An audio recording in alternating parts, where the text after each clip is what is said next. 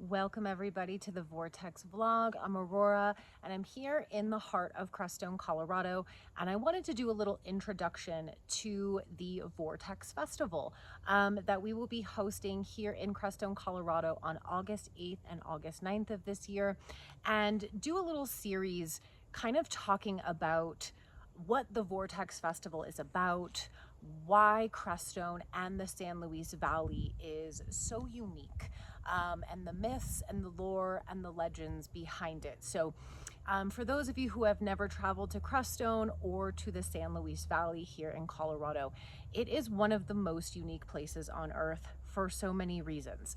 But one of the most famous reasons is not only for paranormal and spiritual happenings, not only for its beauty and the ruralness and the peace that we experience out here, but also what is known as the vortex. And I've had so many people ask me, people who travel here for the first time and they've heard about the vortex and they've heard about the lore, and they ask, what does it mean that Crestone has a vortex? And there's kind of so many answers to that question. So I wanted to explore all of the aspects of what we call the vortex.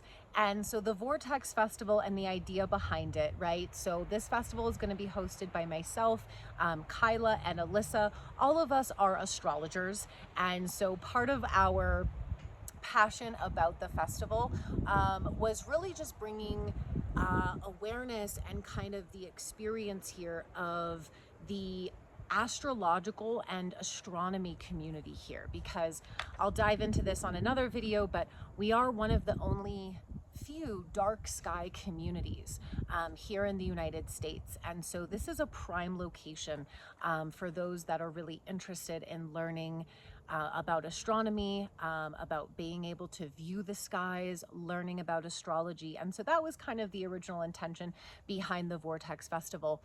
But we ended up realizing that so much is kind of part of Crestone, right? And part of what we call the vortex. And so the festival is going to be 2 days. We're going to have vendors of all kinds.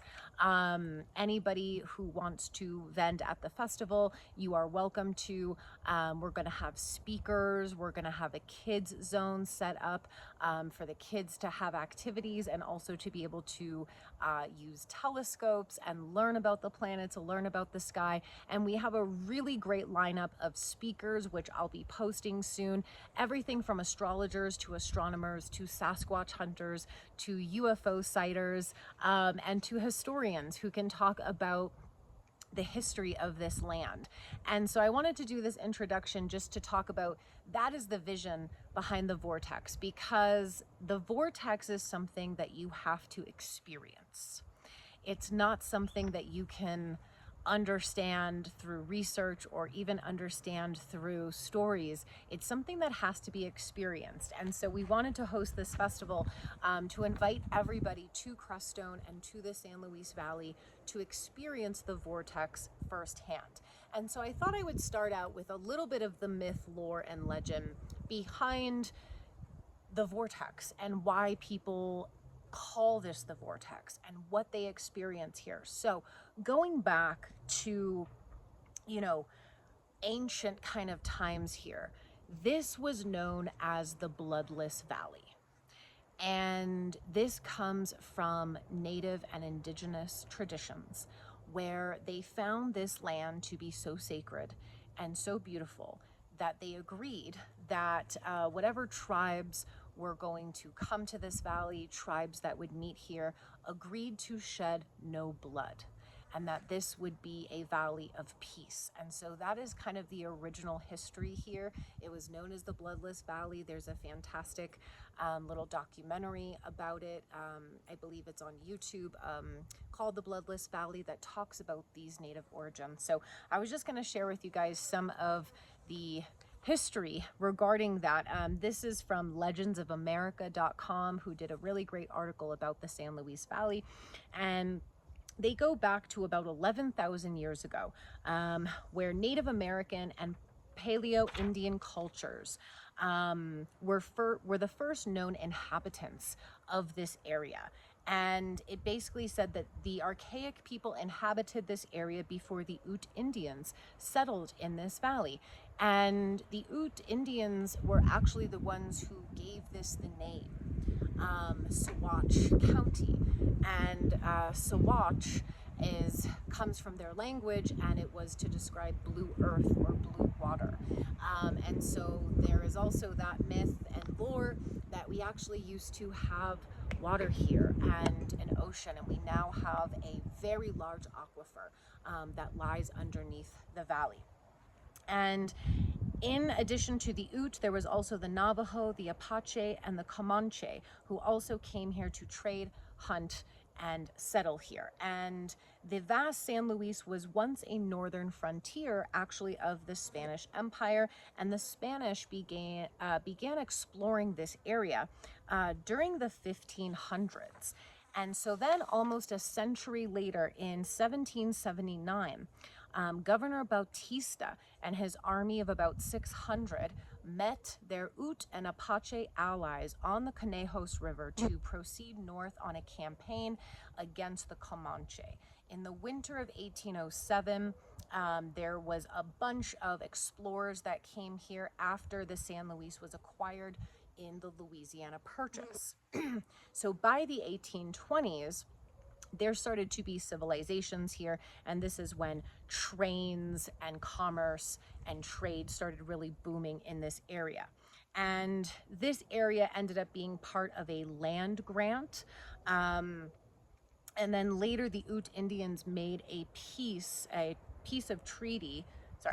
of peace with the US in 1849 after the Mexican-American War. However, most of the region remained unsettled until it became a part of the United States around 1850. Now, the first permanent settlement in Colorado was the San Luis Valley, which is where we are located, and it was established in 1851. And this area actually used to be a part of New Mexico, but the San Luis Valley became part of the territory of Colorado in 1861. Now, this kind of led to the civilization, the booming, and of course, then that attracted the miners who did come here as well and started mining for precious metals throughout these mountains here. Now, how did Crestone become to be the vortex, right?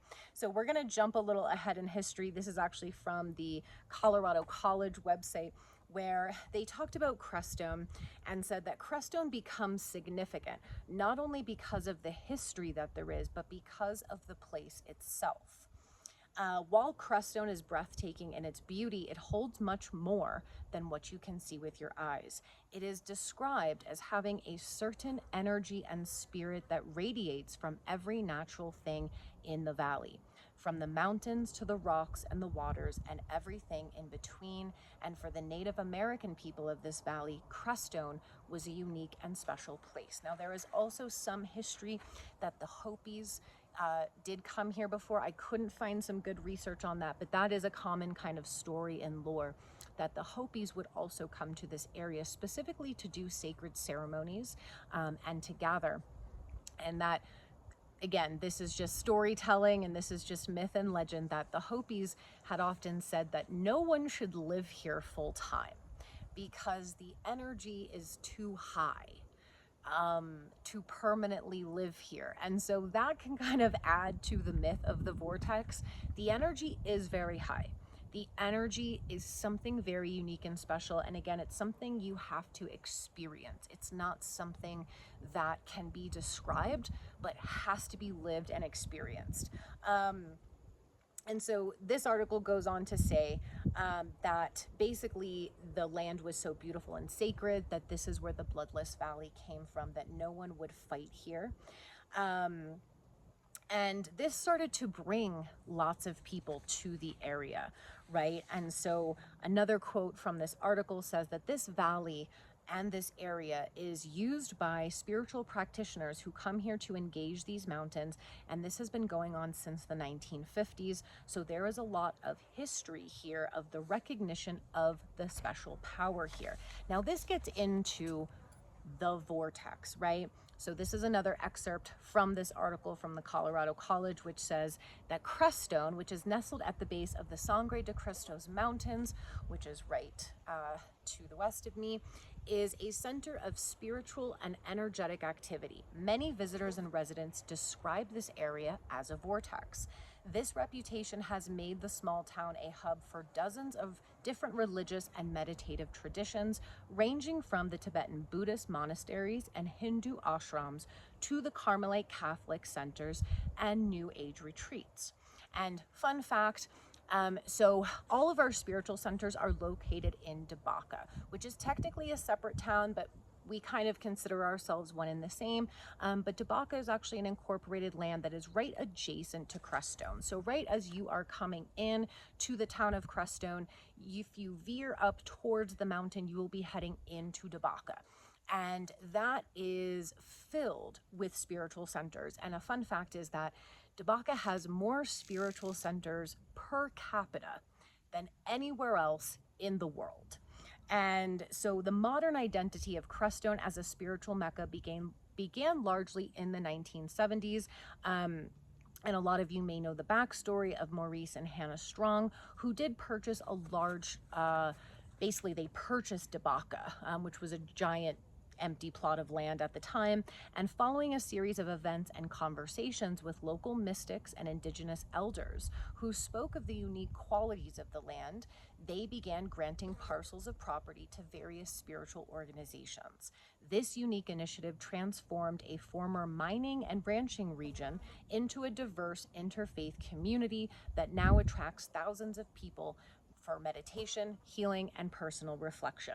And so that is a big part of the vortex. There is obviously something very special here, and that was the reason why I believe from interviews and things that Hannah Strong has done, that they were given guidance and had the call to basically donate and dedicate this land to spiritual centers.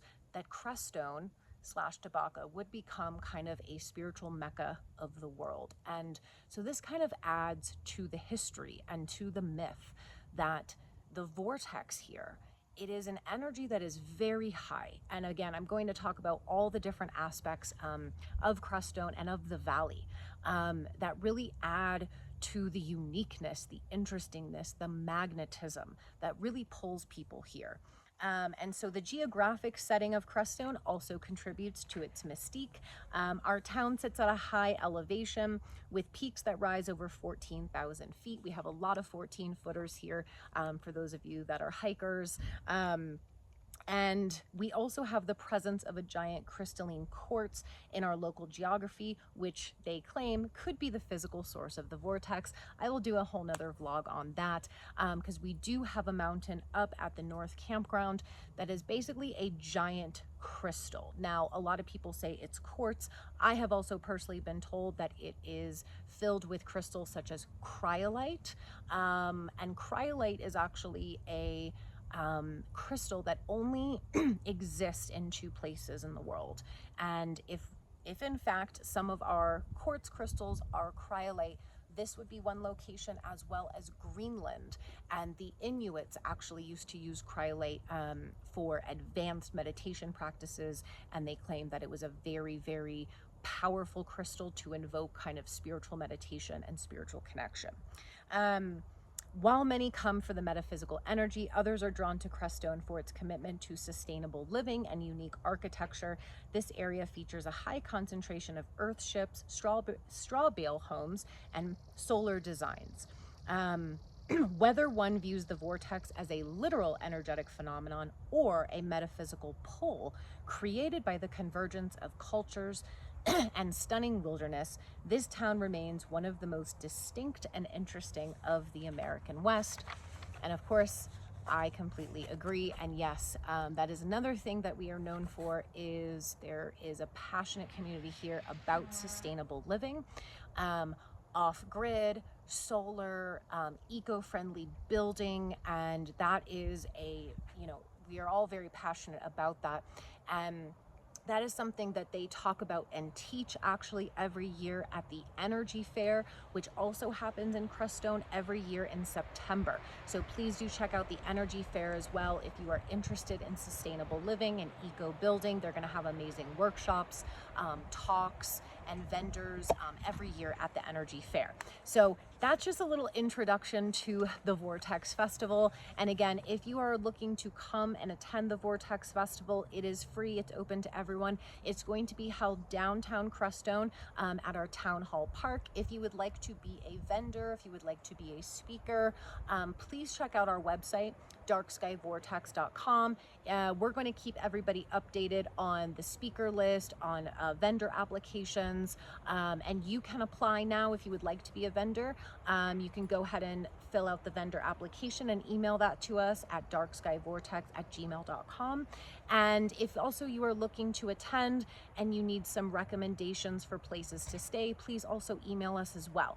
Now, if you are an astrologer or an astronomer and you are interested in learning more in-depth, kind of more advanced astrology, Alyssa, Kyla, and I are also going to be hosting our first annual Dark Sky Astrology Retreat, and that is going to be the week prior to the festival. So that will be August 5th, 6th, and 7th here in Crestone. It's going to be a small retreat, so we are taking applications for that. So if you are a beginner astrologer or intermediate astrologer and you really want to have in-person learning, we're going to have an observatory. We're going to go out right into the night sky and actually view the stars and the planets. We're going to have a ton of curriculum and classes taught by the three of us and some other astrologers that we have coming into town for this retreat, and overall just a lot of fun activities. So if you are interested in attending our retreat, please do also check out the website. We have some information on there, and send us an email at darkskyvortex@gmail.com, and I'll be back soon with some more lore about the Vortex.